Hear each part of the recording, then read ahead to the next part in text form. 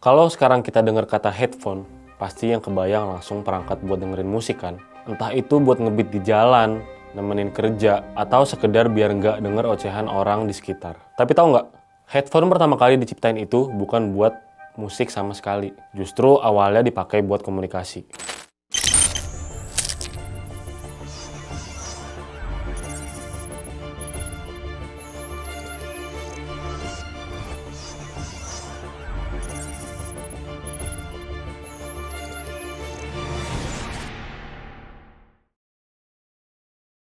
Ceritanya balik ke akhir tahun 1800-an. Waktu itu, seorang bernama Ezra Gilliland, yang juga merupakan temannya Thomas Alva Edison, bikin sebuah alat yang bisa bantu operator telepon nyambungin sambungan secara manual. Itulah cikal bakal headphone pertama. Tapi jangan bayangin ringan kayak sekarang ya. Beratnya sendiri itu sekitar 5 kg. Bentuknya pun lebih mirip telepon yang dipotong. Jadi kalau dipakai, ya udah pasti nggak bakal nyaman banget lah pokoknya. Lalu di tahun 1891 ada insinyur Prancis bernama Ernest Mercadier. Dia bikin perangkat audio in-ear pertama namanya Beetlephone. Ukurannya juga masih besar, tapi ini yang jadi nenek moyangnya earphone. Bahkan Mercadier udah kepikiran soal kenyamanan penggunanya. Ia sampai nyaranin pakai penutup karet. Mirip kayak ear tip silikon di earphone modern sekarang. Lompatan besar berikutnya terjadi di tahun 1910. Nathaniel Baldwin bikin headphone dengan desain lebih modern dan receiver yang lebih sensitif. Headphone ini diproduksi massal, tapi bukan buat orang biasa, melainkan buat Angkatan Laut Amerika Serikat. Jadi pada saat ini headphone itu masih identik sama alat komunikasi dan belum nyentuh dunia hiburan sama sekali. Baru deh pada tahun 1958, headphone mulai dipakai buat dengerin musik. Seorang penggemar jazz bernama John Coase kenalin Coase SP3. Itu headphone stereo pertama yang didesain khusus buat dengerin musik. Bahannya sederhana. Bahkan ada bagian yang dibuat dari kaleng, dan tentu aja masih pakai kabel. Masuk era 1960-an, teknologi wireless mulai dicoba. Headphone tanpa kabel pertama bekerja pakai receiver radio. Jadi, bisa dengar audio tanpa kabel, tapi ukurannya masih gede banget. Desainnya makin berkembang di era 60-70-an. John Coase terus berinovasi.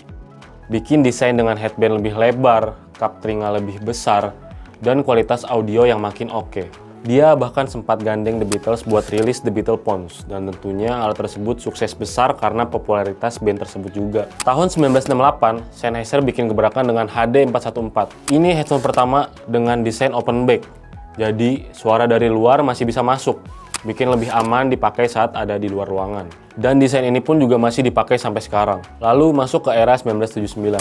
Sony bikin revolusi lewat Walkman. Pemutar musik portable ini hadir bareng headphone ringan, dan langsung jadi ikon budaya pop pada tahun 80-an.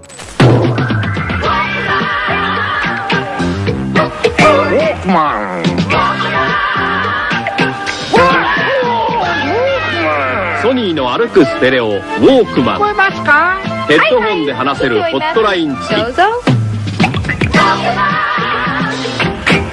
ウォークマン。ステレオが部屋を出た。ウォークマン、ソニー。Orang bisa jalan-jalan sambil dengerin musik pribadi, dan itu pun langsung jadi gaya hidup baru. Perjalanan pun terus berlanjut. Akhir 90-an, teknologi Bluetooth mulai hadir. Tapi awalnya cuma buat satu telinga. Baru tahun 2004, muncul headphone Bluetooth stereo buat dua telinga sekaligus. Ukurannya makin ringkas, kabel mulai ditinggalkan. Tahun 2010, Bluetooth mulai masuk ke earphone. Model awalnya masih ada kabel pendek di belakang leher. Sampai akhirnya pada tahun 2015, lahirlah generasi baru yang bernama True Wireless Stereo alias TWS, yang bener-bener tanpa kabel sama sekali.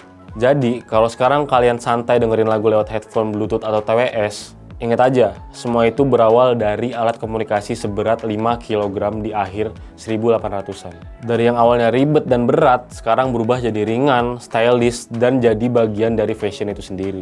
Headphone buktiin satu hal, kalau teknologi itu selalu berkembang ngikutin kebutuhan manusia. Dari yang awalnya sekedar alat komunikasi, sekarang sampai jadi teman wajib buat nikmatin musik atau hiburan lain di era digital.